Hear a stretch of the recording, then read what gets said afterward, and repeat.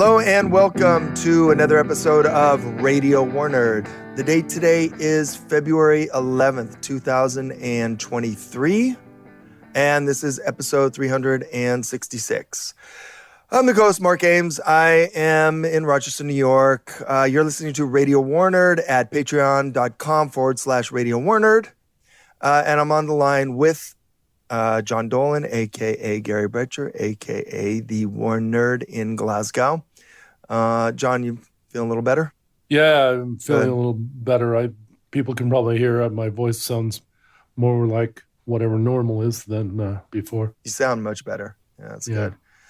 All right, so we don't need to yap too much because we have an amazing guest and interview with the legendary journalist Seymour Hersh, who just put out an absolute bombshell of a story, how America took out the Nord Stream pipeline. The New York Times called it a mystery, but the United States executed a covert sea operation that was kept secret until now. Seymour Hersh, of course, is probably the most legendary investigative journalist alive. He is famous for a Pulitzer Prize winner. He uncovered the My Lai massacre, one of many, as he would say, but he got the goods on the My Lai massacre, which really had a huge impact after they failed to bury it. That was in around, I think, 69 or 70. His biggest scoop in 1974, 75, I've written and talked about this a lot, was exposing the CIA's illegal domestic spying program on anti-war dissidents, MH-Chaos. The CIA was eventually caught spying on at least 300,000 Americans against its charter, which is what led to the famous Church Committee hearings. That was Hersh. He did not get a Pulitzer for that, by the way. And it's rumored that Ben Bradley, who's Washington Post's competition, is one of the reasons why. I think he had some pull on the jury. Wow. It's interesting, as we were saying before the show, that as far as I can tell, the Washington Post has not had one word about Hersh's latest scoop, which you'll be talking about. Yep. Nothing in the Washington Post, nothing in the New York Times. Something in Reuters about the denial, calling it a blog post because he published it on Substack. That does not mean he doesn't have editors, as we'll hear. I mean, the reason why it's such a well-crafted professional piece is because Hersh used excellent editing and copy editing. Anyway, other stories he's done and books. I mean, I'll read a few of his books. The Price of Power, Kissinger and the Nixon White House. I think he had a legendary relationship with Kissinger. The Target is Destroyed, What Really Happened to Flight 007 and What America Knew About It. We talked about that on an earlier Radio Warner episode. Because, you've been on that consistently. Yeah. The Dark Side of Camelot, which upset a lot of JFK fans. And more recently, the killing of Osama bin Laden, which is part of the reason, I think, why the liberal, the center left. One of the big reasons why they really turned on him, because he was critical. He was not part of the Washington. He spoiled Obama's big holiday, basically. Yep. And Reporter, a memoir, which is where he mentions some articles I wrote about him. And it's because of that. And he cited me in that book, which was a huge honor. And that was sort of my opening to get this interview with Seymour. He said it's the first interview he's giving about this. So excited. It ain't easy. That's all I can tell you. Interviewing him ain't easy. For me, it's unlike any interview I've ever done before. It's pretty scary. Yeah, it's he is the real thing. He he's not like, doesn't have some kind of fake persona, and then you talk to him and he's like, no, he is a lot scarier to talk to than I imagined. But great, wild interview. So without further ado, I think we should get to our interview about his story, what he broke. Just briefly, a quick background on the story, because we're not going to talk about it with him. What he exposed was that the Nord Stream pipelines, which were mysteriously blown up on September 26th of last year, that it was an American operation approved by the National Security Council and the CIA chief, Bill Burns, on Biden's directions, that the plan was first ordered to be cooked up as far back as early mid-2021, just not too long after Biden took office. We've talked about how the incoming Biden administration decided to take a lot more robustly hawkish stance towards Russia in Ukraine. And they were already planning to blow this up, which is pretty amazing because publicly the Blinken State Department had said, we're not going to any longer lean on Germany about Nord Stream 2. You can build it if you want. And then privately, they started working on plans to blow these things up. And then the plan went really into motion in February of 2022 as the war was, it was clear that Russia was going to invade. And they trained up some U.S. Navy divers to plant the explosives, cover them up, and then they used their Norwegian friends who had an interest in this because Norway produces enormous amounts of gas and has long, old relationships with the U.S., including Jens Stoltenberg, young Jens Stoltenberg, I looked this up, I saw one of the lines of trying to attack this Hersh piece was, he says Stoltenberg has been a CIA asset since the Vietnam War, but that can't be because he was a teenager. Thinking that Hersh meant he was some kind of super spy in Saigon when he was 16. But you go back through the record, when Stoltenberg was named the head of NATO, they all talk about how he was a famous anti-war protester who threw rocks at the U.S. embassy. And somehow all of young Jens's friends got pinched except for Jens. Wow, that's amazing. And he moved on up to be the NATO chief, yeah. And he came from, his dad was the defense minister.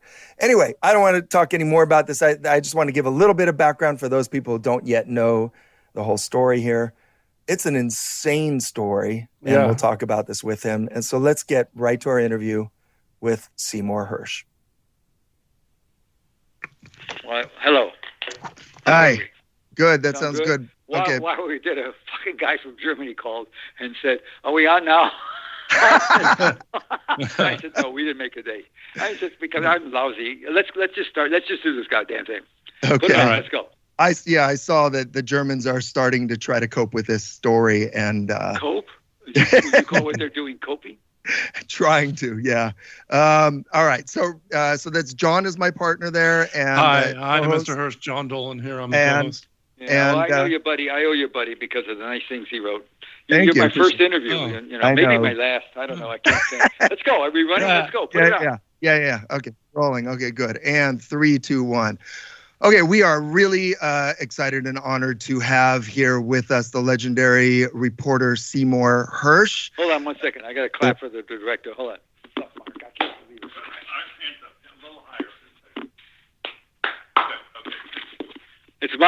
It's my show, so I got to do it. Okay, start over. Let's go. That's fine. You won't All bother right. us again. Yep. And 3, 2, 1. Okay, we are really honored and excited to have with us legendary Pulitzer Prize winning investigative journalist Seymour Hersh. Got to do it. Uncovered everything from the My Lai massacre, the illegal CIA domestic spying programs, MH chaos, through the Abu Ghraib torture scandal, and on and on and on. And without going too much into background here, we'll say more when we're off the phone with you, when we talk about introducing it. You've just put out, a new bombshell story that the world, as I'm seeing it, going back through your memoir, you're the author of several books, by the way, the last of which was Reporter, a memoir in which I got a nice shout out, and that was my intro to you. But anyway, going back through your memoir, and we'll get into this, you see this a lot with your stories. Every time you put out something that people don't want to hear, they ignore it, they bury it, they ridicule it, they do all this shit. But anyway, the first thing I want to talk about is this. This is an insane story. This is a story that you got that Biden approved an operation, that the mystery of the Nord Stream pipeline bombings is solved, and that Biden approved an operation where U.S. Navy divers working with Norway set off those explosives. And what that means is that the U.S. committed an act of war or terrorism against its own ally in the middle of a war. I'm going to quote here real quickly. This is where the ambassadors to NATO met right after the pipeline explosions.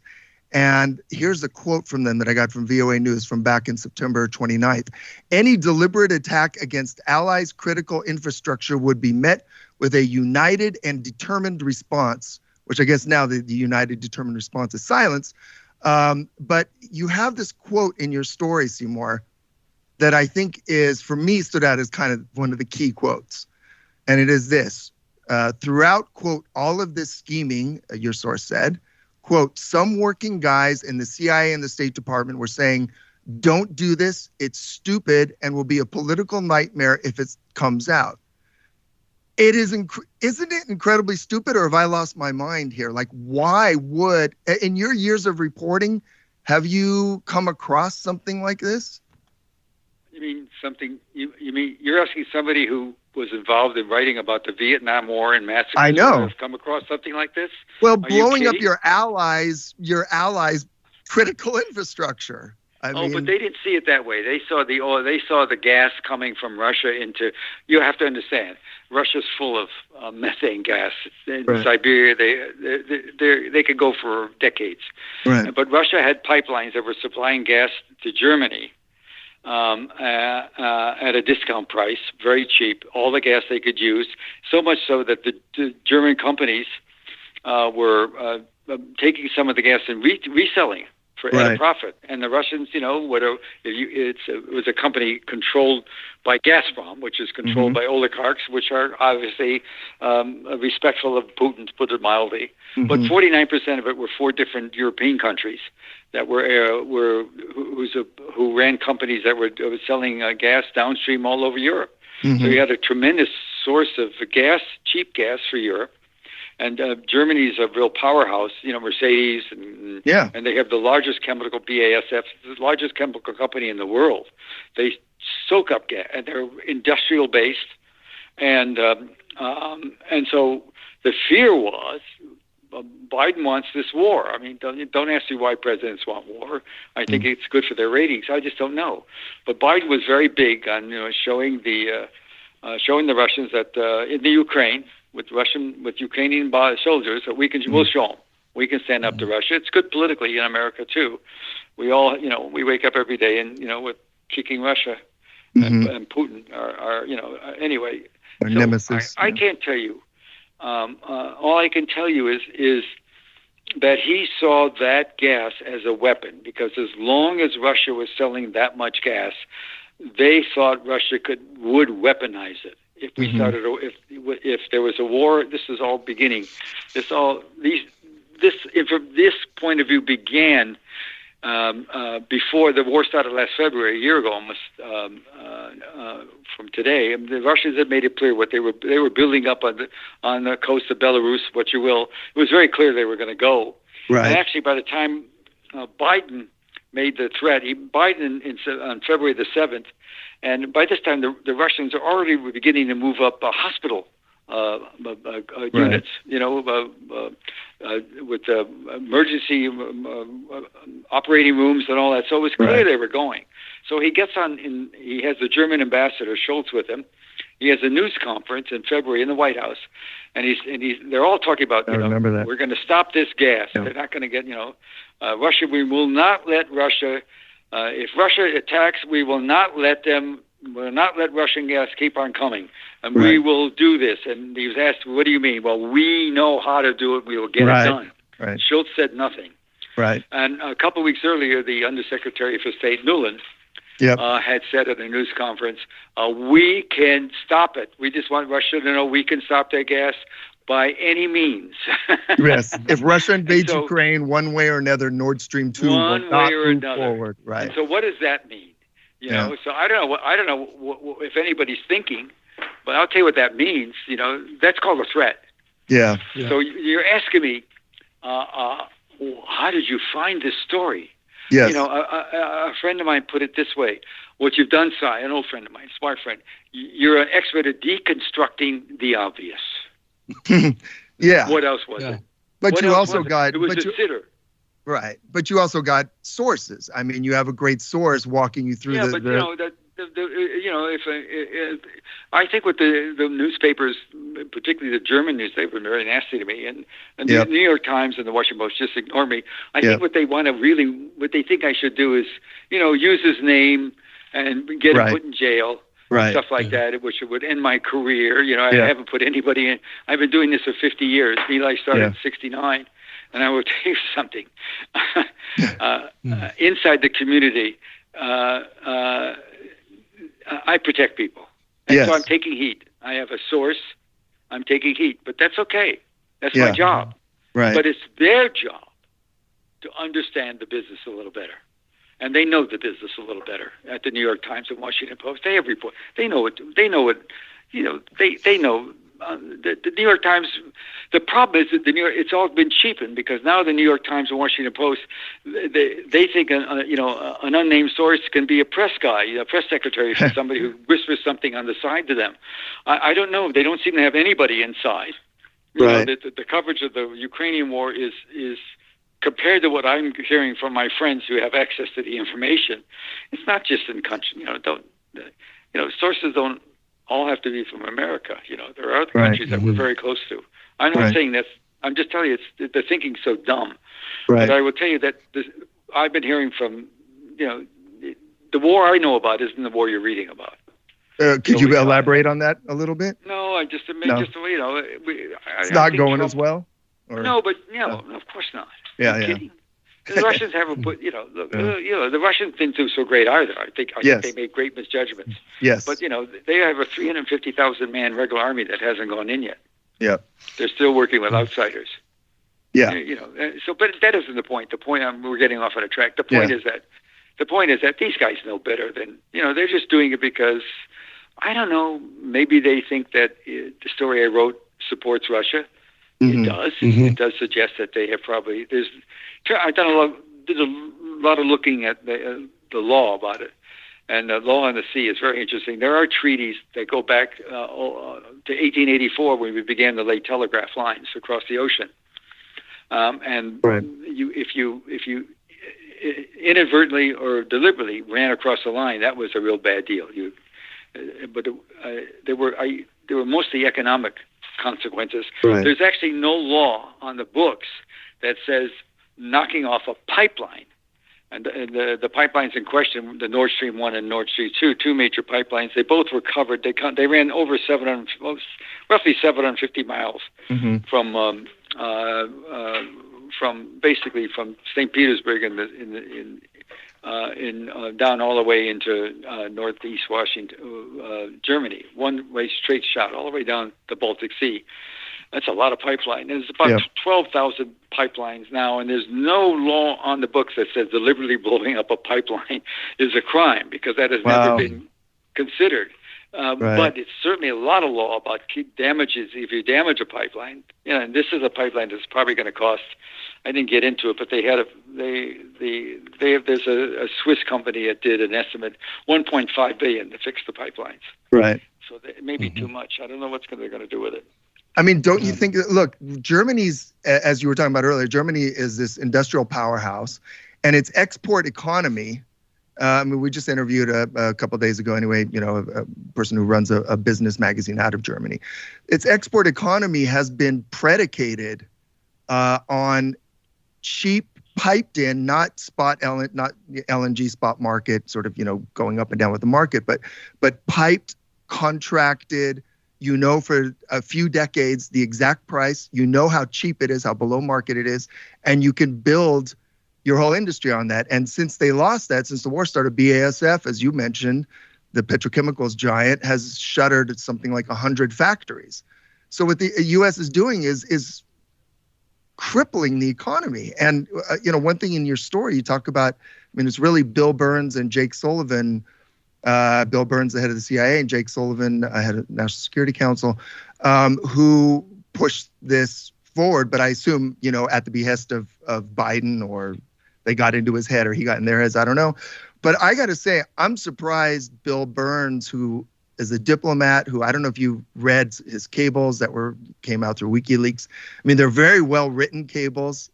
He's got a lot of journalists sort of respect him. I liked reading his cables. One of his cables, when he was an ambassador out in, it was either Ukraine or Russia in 2007, said, if we try to bring Ukraine, it's clear now, having talked to these people, if we try to bring Ukraine into NATO, Russia will go to war. It's a red line.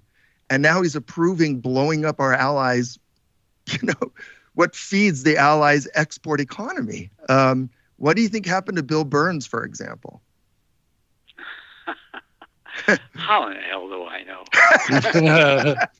I mean, I could give you. Just a question. I know he wants to be a Secretary of State, maybe in a future government. He thinks that may, but I don't know him that well. But he's always been a gentleman. Every time I've talked to him, he's always been polite and failing. Not very helpful. He's not interested. But I just don't know. I mean, the question is, you're absolutely right about everything. BASF has actually been talking to China about moving some facilities there. Right. I mean, this is devastating. In another way, as you can say, it's good because China's hugely advanced in us on renewables. And so I think the Germans and Macron of France went there, and don't forget Schultz went there. They have to get more interested in renewables because you're not going to be able to depend on the natural gas anymore. But the economic stuff, which hasn't been reported nearly enough in the Western press here. This is called, I guess you could, shooting off your left foot. Yep. For no reason whatsoever. Yes, we shot ourselves in the foot. Yes, it's stupid beyond belief. Yes, is it criminal?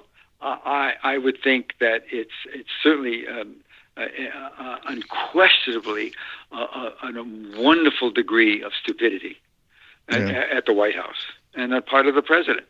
It's just stupid. It's just damn stupid because they saw Russia as weaponizing the war. Yep, as weaponizing. And then the next question is you have to ask yourself, what is with presidents? Why do they like war so much? Because it's politically useful. So, but I can't tell you. I don't have. I don't know. Everything you said is totally correct. I've spent a lot of time looking at the economic consequences, just like you. There from being in Russia so long. Or knowing Europe. I mean, it's downstream. It's colossally bad. And it's inexcusable. And then, but the way I look at it, the White House, despite all the criticism of Biden, they have the New York Times and the Washington Post and MSN and CNN and fronting for them. Yep. Yeah. The enemy is Fox News. The only reporter that called me from any TV station outside of somebody that's running out of the kitchen of their mother's house, it was what's his name? Tucker Carlson, I'll bet. Right. Tucker Carlson. Yeah. I haven't talked to Tucker. Used to have was on a talk show when he wore a bow tie. But I remember. He's very smart. But he knows. He called me up and he said, "I know you don't like what I do, but I'm on your side on this one." Yeah. And I said, I wouldn't go on the show, but because he's been dead right. I'll tell you something else Tucker's been right about it, is the war in Ukraine. But it's amazing to me that how they fall in line, my colleagues. They didn't do it when I was at the New York Times. They didn't do that. I know. No, I mean, Mr. Hersh, I'm old enough to remember when My Lai broke, and there was a sense of. God. I know. We're all sad. Why are you still working? You're too old to work. I need the money. Don't we all? Yeah, go ahead. Yeah. So I remember there was a sense of the media as being against a few diehard maniacs in the national security state. And the media was on the side of the truth, and they wanted it uncovered. And that seemed to change at some point. I mean, the My Lai story, I went back and read how it was received. People now say, oh, well, Seymour Hersh has lost it. This story, it's not like the My Lai story. People have this idea in their minds that the press was so much more open and so meritocratic and so on. But you had a really hard time getting your My Lai massacre stories published. You couldn't get it in Life magazine, Look magazine. These were huge magazines at that time. And you were already a well-known AP reporter in Washington. So you had to go with what's a version of Substack almost, which was a friend of yours, brand new news service, wire service, dispatch news service, just to get it out there, right? Well, it was even worse than that because Life, I had been out of I covered the Pentagon for the AP for a couple of years. That's how I learned to hate the war. But after that, since then, I'd actually done a book and was giving speeches and had done a bunch of stuff in the New York Times Magazine. So I wasn't out of the loop. And when I learned the My Lai story, I was a freelancer, but I was doing stuff and doing a second book. And so, yes, the My Lai story, nobody wanted it. And Right. I went to Life right away because they'd offered me, they wanted me to write for them. At that time, unheard of money, more than, 10 cents a minute, a word, Right. So they already had offered me a job, basically, not just they wanted me to start writing for them. And then it was a hot magazine. Remember, it came out. Oh, yeah, it was huge. Yeah. Huge. Huge and, as a kid. And yeah. so when he said no after a couple of days, then I knew there was a problem. So not only that, after I did this story, people act like it was just automatically taken. It Yes. was the third story before we broke through. I found a kid who actually did the murders and talked about it. And we took it. I was working with a guy named David Opes, who later became Revenge of the Nerds. He was a producer of one of the producers of that. Anyway, we went to Walter Cronkite, and that did it. Mike Wallace interviewed the kid, but so it was really very hard to get it on. So with this, it's never been a question of the press being open to stories that might be very bad for us. Right. Exactly. There's all the hagiography we did about World War II. Nobody wants to talk about the fact we spent 2 years doing daytime bombing of cities in Germany. Mm-hmm. Which if we'd lost the war, would have been described as, the Germans would have tried to hang every pilot that flew for war crimes. Same with Japan. We weren't, the CPA in the circle of error was not even 5 miles. If you got within 10 miles of the targets, you were lucky with your bombs then in World War II. So anyway, it was all very primitive stuff. So you're right. It's just, I'm used to it. This sort of stunned me because it was such an obvious story. Right. The Russians didn't do it. If the Russians didn't do it, which country in NATO? I was joking earlier with a friend. Macedonia, are they in NATO? I think so. They did it. It's not even a hard story to understand. The President of the United States and the Undersecretary of State both said they were going to do it. And they did it. They waited a long time, but they did it. They cut off oil, and they saw oil, and then right after that, I also, in this article that I did for Substack, Anthony Blinken, the Secretary of State, in the fall, actually, literally within a month of the actual event, which he of course knew about, he gave a speech in which he talked about stopping Russia from weaponizing oil and gas. Right. Now is the time we can do it. And he already knew what we'd already done. He clearly was among the people who knew what happened. And so it says something, we're really not a dumb country. We're really a very smart country. There's a lot of very bright people in this country. We really can understand nuance. But I'm not sure that look, the New York Times has a lot of terrific reporters on it. It always has bright people. They have sections that are terrific. But when it comes to this kind of reporting, I don't know. I'm not sure they underestimate the American people. We're ready to accept the fact that a president did this. And it's not only accepting it, but it's also saying, at a time when, of course, everybody's terrified what Republican's going to emerge. Are we going to get another Trump-like character? There's a lot of worry about that. I understand that, but you have to hold the president to account for something. As you said, you just explained why it was incredibly stupid to do it. And I'll tell you, they got through it all fall because it was a mild fall. No snow on this slope. Yes. You saw those stories. Yeah. It's cold now. And I don't know that much about the rest of Germany, but I talked to people in Berlin. They're mad. Yes. One of my best friends just came back from a sabbatical there, an academic, and he got back. And he was saying, "You cannot believe how angry everybody is, how cold they are, how the gas prices have gone up so high. A big part of the budget. Yep. We know that's going on in the UK, which has all sorts of other problems. The UK is, what can you say about a country that voted to commit suicide with Brexit? You can't have too much. You can't have much sympathy. Anyway, we've been yakking too long. Any other questions? We've kicked I did want to ask about. The ball around. I want to ask. I mean, it's more of a sort of journalism society kind of question, right? But so when you did I think your biggest story, My Lai, of course, was huge, but your most consequential story, which was when you uncovered the CIA's illegal domestic spying program, MH Chaos, that was first ran in the New York Times. You finally got in the New York Times.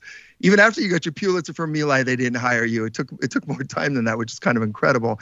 Anyway, you got that in the New York Times in late '74. This is like this brief period. We've talked about this on the show, which is almost like American Glasnost in the sort of mid '70s. And there was pushback even then, which is incredible. They went after you for using anonymous sources. They said you overwrote, again, the same usual. The big one is I said it was massive. That was the word they used on. And by the way, in that story, there were 7 It was massive. Sources. Right. 7 unnamed stories. And that story I did not tell the New York Times editors about till Friday morning. And my editor, Abe Rosenthal, then conservative as he was, probably by far the best editor I've ever worked with. He used to walk in the New York, I'm in Washington, he used to walk in the newsroom, and occasionally, twice he went up behind me and did the Bill Murray rub on your hair. And noogies? He gave you noogies? Yeah, noogie. He was very conservative, and he'd say, how's my little commie today? Yes. And then he'd say, next sentence would be, what do you have for me? Because he understood his personal instincts had nothing to do. What you're missing in this, it was after Watergate, and the president was devalued. We don't have that situation now. We now have them resolved it. So then you could do things. 7 unnamed sources, and I did that story. I did tell the office about it till Friday morning. I wrote all night, and they ran 7,000 words in the Sunday paper, which closed about 6 o'clock or 7 o'clock the next morning. And then without lawyers and all that stuff, there was that much trust there. Yes. But the public has lost that much trust, and I can understand.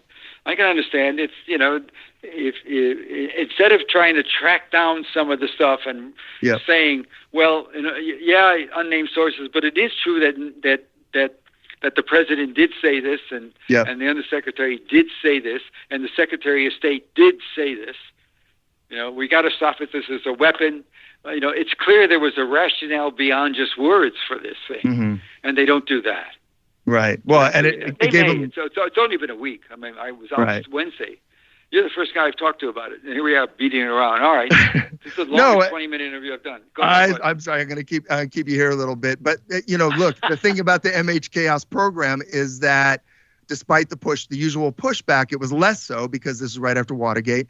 And there was a response. I mean, the government was worried at that time that the journalists, sort of investigative journalism, had a lot of cash. And even Rosenthal may have been an establishment guy, but he was also a capitalist and a competitor.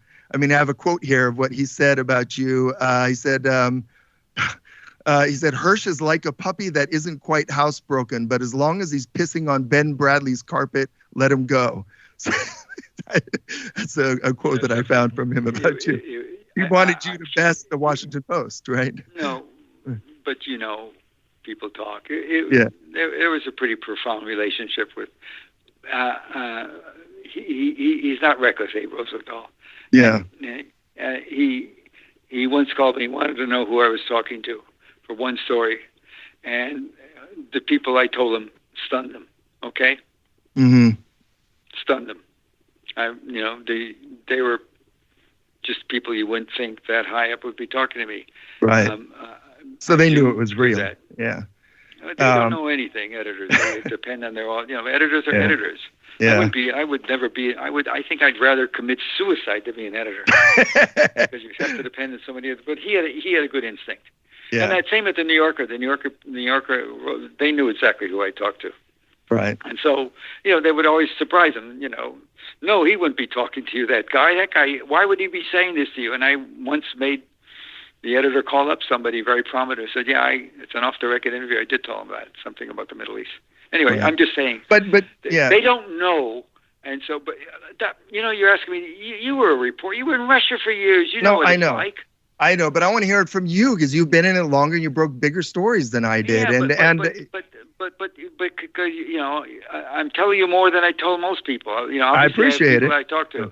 No, it's not that. It's just I do, and so I do, and some of them maybe don't know me, or it's a new generation, and it's so much easier. Look, when I worked at the New York Times, the single worst thing they ever could ask me to do would be to chase somebody else's story. Somebody had a great story. I'd say, what? I don't chase other people's stories. I'm telling you, that would be my reaction. Right. I'm and that serious. explains So, part of the reason why people might not be following up on your story. I mean, might there's a not be lot as of simple as jealousy. that. Yeah. There was one time when I did some story, and the reporter who they asked to chase it called me up. It was a very prominent reporter. It was a woman reporter, and I said to her, "Oh, you don't want to. You know you don't want to chase stories." She says, "I know I don't. Just don't chase it. You don't have to chase it. I won't hold you guilty if you don't chase it." She said, "Oh, thank you. I'll tell them that you said you won't cooperate with me at all." I said, "That's great." I did that just to see if she would do what I thought she would do. I mean, so there you are. Yeah. It doesn't have to be a she or he. They say what happened with any he would have happened. Right. If you're a major league big player story, some guy that has access to the Secretary of State and all that, you don't want to ask him these questions because you don't want to lose access. Yeah. I mean, it's as simple as that. You're on a beat. I'm not on a beat. I can come in and kick ass and nobody gets hurt. So they don't talk to me. So I don't get invited to a dinner party, which I don't want to go to anyway. Yeah, exactly. I mean, but if you're covering the Times in '73 gave me the great plum because I'd done so much good work for them on Watergate. They offered me a chance to be the White House correspondent. Late '73, early '74, when Ron Ziegler was still secretary. I said, I want to do that. Abe said, well, if you're going to be the next editor or have a column, you got to do it, Si. I said, I don't want to do it. He said, you got to go. That's the biggest in 1973, '74, being the White House correspondent for the New York Times. You're in the paper every day. It's all that stuff. I went one day and saw the reporters scream and yell at Ron Ziegler, who was the SEC president. Yeah. And I went back and I told Rosenthal that night. I said, here's what's going to happen. If I have to do this one more day, I'm quitting. He said, no, you're not. I said, I'm quitting. And he said, call me back. He said, do what you want. And I said, get somebody else. Okay, great. I'm going back and just find stories for you. That's a true story. Right. I didn't write it. I don't know why. Too self-serving. That's Goodbye. That's a great story. Let me ask you though. Back then, your MH Chaos expose on the CIA's illegal domestic spying program, which was massive because we found out ultimately they spied on 300,000 plus Americans. That led to the Rockefeller Commission, the famous Church Committee. All those wonderful things, yeah. Yeah, and and ultimately a lot of the reforms pooped out, but whatever. They set up a House and Senate Committee intelligence staff that really worked until it fell apart because of the bickering. Are you okay, Mark? Yeah. I got working with him. He's also. We're doing a doc, and part of the doc is this crazy person that's involved in the doc. But it's not about me; it's about a story. But they have to use this stuff anyway. You know how it goes. Yeah, you done docs? I'm glad. Docs? Yeah. I've done some docs. I know how this goes. You know what it's like. Yeah. All right. Anyway, I'm down to gossip now with you. What? No. I want to get back to it. You instead, you now are publishing on Substack, and what you talked about earlier is absolutely true. I mean, there seems to be this massive disconnect between the world that the Washington Post, New York Times, and this kind of like elite level of establishment journalists. I mean, a much bigger disconnect than before, I think, and I don't know what you think, where they have one view of the world, which is very much in line with sort of robust American foreign policy, imperial foreign policy, however you'd want to call it. And then there's the rest of the country, which doesn't see things that way. I mean, for example, like when Biden pulled out of Afghanistan, you remember he almost got torn apart by the Washington press corps for it. By doing something nobody else had the guts to do, including a guy named Barack Obama. Right. Which he should have done.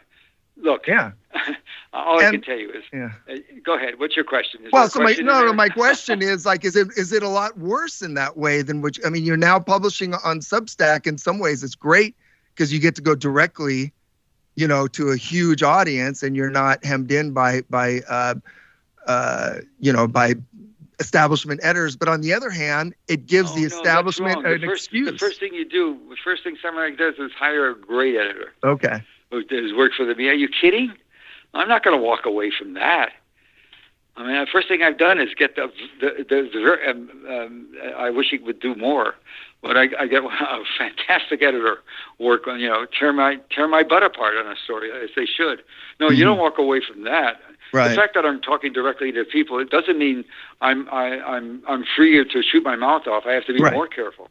Good. I'm glad to hear it. I have to make my own system. And fact-checking has to be as good as at the New Yorker, which I don't think is as good as it used to be when I was there. When I was at the New Yorker, the last round would be with the grammarian, about parallelisms and sentence structure. Right. I don't know if they still do that. Anyway, what are you looking for, Ben? Anyway, the bottom line is, the thing about it is the response is unbelievable. They had huge numbers of people wanting to read the story, and they all write me. They can. Somewhere in the corner my name is. I mean, we're talking about 1,600 emails in the last 2.5 days. Right. And what do they say is, oh my God, we've been missing this kind of stuff. Yep. Absolutely. And so it's. Yeah. Anyway, so there we are. Anyway, look, I know you want to fill an hour, but I can't do it. No. Don't want to fill an hour. Just last question. You can answer this or not answer this. Go ahead. Yeah. So I was reading another part of your excellent memoir, Reporter, and this was sort of a big moment for you in going into national security reporting, where you were at a dinner and you basically got with some high-level CIA and ex-CIA people, and you basically got some amazing, the beginnings of some amazing scoops here. The scoop on, basically the Soviet submarine, scoop on MH Chaos. And, you weren't sure exactly like what to do with it. And here, I'm just going to read a quote from you here. An inevitable fear for any reporter who is critical of his government's policies is being fed a false story that would be professionally catastrophic. So I resolved early that I would never publish information from someone on the inside without verifying it elsewhere, even if a second source insisted I had to pretend he did not exist. In other words, as you write here, it's possible that you will publish an article where there are sources you have, but you don't acknowledge them because that's your deal with sources. So I bring that up only because of this story. Is there anything you can say about that or no? See, there you go. You asked me about sources. Yeah. And I don't want to talk about it. I just don't want to talk. Understood. I wrote what I wrote. Yeah. But let me just say something to you. Right. This isn't a hard story to find. Yes. I'll tell you why. There's something called the pipeline industry. There's an industry that makes American companies involved. They build pipelines around the world. Are you listening to me? Yes. They know what happened. Right. I hear you. Okay. You're hearing me? They know. The last thing they want to do is end up in a goddamn newspaper story. And Yes. But they know who did what. Right. Of course they know. They built the goddamn things. I'm not talking necessarily about building Nord Stream 1 or 2. Right, but they build pipelines. They build pipelines, and they talk to divers, and they know what's happened, and they know who has the capability, and they know what they hear inside. I mean, come on. The reason I ask that... I'm telling that to you because it's a reality that nobody thinks about, but I did. Of course. So there you are. The reason I bring it up is because a lot of the same people that are attacking you, smearing you, the Bellingcats and the OSINT bros, and these are people that I've dealt with in my career and have gone after my stories, and I hate them. And I've just seen these lines of attack, and so I wanted to just bring that up and see, or maybe you don't give a shit about these different ways that they're trying to smear stories. It annoys me. I don't know how much I can't care about Bellingcat. Come on. Yeah. I mean, why don't you think about a nexus to a certain intelligence agencies in a certain country? Come on, you get to know who's who. Yeah. And so I can't worry about that. But there are legitimate people that complain. There are a lot of private people that complain. And so, but basically, no, see, the problem is one of the problems of talking about this, the reason I have to do it because I don't want to think I'm hiding, is because that I get two questions that, like you ask, you always say you always try and get a secondary source. So I just don't. The only thing I can say about sources, nobody knows who they are. Yep, I hear you. But yes. Have something. The one thing the government's good at is tracking down people who talk. Yep. And now it's interesting because in the Republican days they can't get a warrant. This Justice Department is better. They're not going to give out warrants like they used to. Right. I will tell you there was a time in Bush Cheney where they could get warrants to get into NSA transcripts of phone conversations that were completely illegal. That's insane. To make cases sometimes. Right. Liz, you going? My wife's going to lunch. So I can tell you there was stuff going on in that what they did with the NSA. The NSA can get anybody's they collect, Gmail and shit like that. You have to get a warrant for it. But if you have a tough case to make in the New York district and you want to make it, an aggressive conservative attorney general, right? You can get somebody overheard and go to him and pretend as a Fed that you have a source on the conversation he had and get him to be a witness. Right. That kind of abuses were going on back in those days, and then the Bush Cheney days. I didn't get around to that. I was too busy chasing the more. You can't do every story, but no, that was too subtle. Yeah. All right, goodbye, buddy. Well, thank you so much, Seymour. This has been a great conversation. I really appreciate it. Our debt is paid. Yes, I appreciate it. Our debt. Yes. Okay, yes. Bye-bye. Thank you so much. Take care. Whew. Okay. That was our interview with the legendary journalist, Pulitzer Prize winner Seymour Hersh about his bombshell story that everybody is either trying to ignore and looking really stupid trying to ignore it. That's like, talking about major establishment media or trying to smear and pick apart and so on and so forth about basically pointing the finger, as he said, it's obvious that the U.S. was responsible for, he details the whole operation for blowing up the Nord Stream pipelines.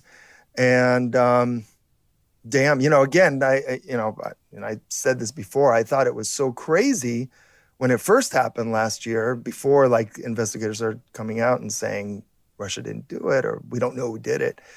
It seems so crazy that the U.S. would do this because of the downside. The upsides I get, there was a lot more upside for the U.S. than Russia, but there was a lot bigger, I still think, downside for the U.S. than for Russia doing it. Russia would just say, okay, you blew up your own pipeline. Whereas the U.S. blew up what NATO itself had already said was critical Allied infrastructure.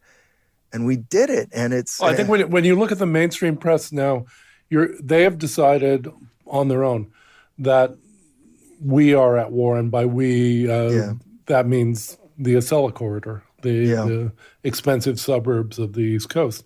And that means the rules have changed. Like, to me, the most shocking article I've seen about this was by somebody named Mia Jankowicz. And as far as I can tell, she wrote about aesthetics and whatever that means in journalist terms until she was hired by Insider to write an article about Hersh's article, and it's called "The Claim by a Discredited Journalist," that's Hersh, that the U.S. secretly blew up the Nord Stream pipeline is proving a gift to Putin. And this is what passes for reasoning in the centrist world, that it helps the Russians, therefore shut up. That's it. Yeah. And Reuters, of course, only reported the government's denial that it happened and called it a blog post, an obvious looking down their nose at it.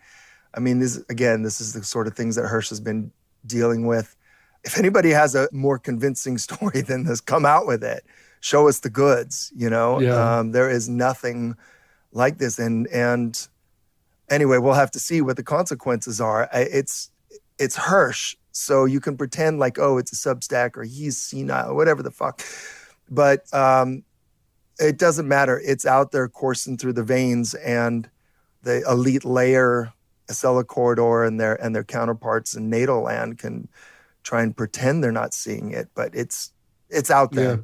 You can see why Hersh would become sort of cantankerous after a while. I'm reading this smear by Mia Jankowicz, and here's a quote. The open source investigative outlet Bellingcat was deeply critical of Hersh's reporting on chemical attacks in Syria, and Vox raised doubts about his infamous claim that about Osama. Okay, so we've got Bellingcat and Vox. I read the Vox one recently because people cite it, and all he kept saying is, "This doesn't make sense. It's not that here's a fact that is the opposite of what he wrote. It's just this doesn't make sense." Well, a lot of things don't make sense. It doesn't make sense that the U.S. would blow up Germany's energy pipeline. Okay, so and Bellingcat, what can you say? It's like. I loved his answer to that. They're spies. A spy is a spy. I don't have to answer to spies.